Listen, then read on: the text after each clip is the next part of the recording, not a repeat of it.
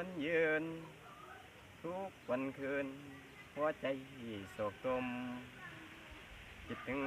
สาวท่าพนมคิดถึงตาอากลมเหลือจากอนา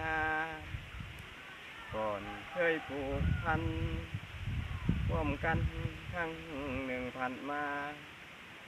ก้าวไปในงานบูชาตามนมัสการพระธาตุพนมข้าหนึ่งวิวายหัวใจข้าหนึ่งบ่เศร้าใบหน้านงเงา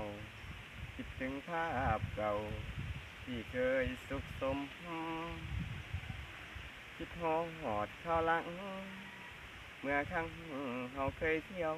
สมคิดถึงหน้าตาคมคมไว้ทาดพนมในคืนวันเพ็ญยืนอยู่แคมป์ของเลี้ยวมอง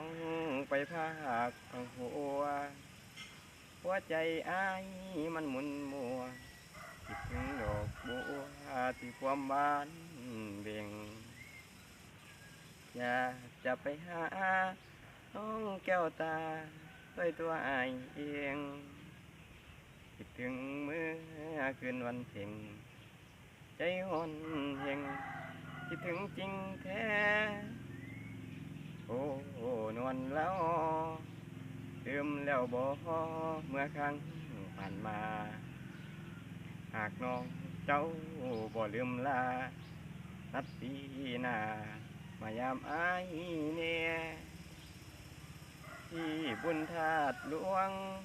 เสินพุ่มพวงมาร่วมแท้ๆแต่ถ้าน้องแม่ยอดสีแสแต่ถ้าน้องแท้ที่บุญธาตุหลวง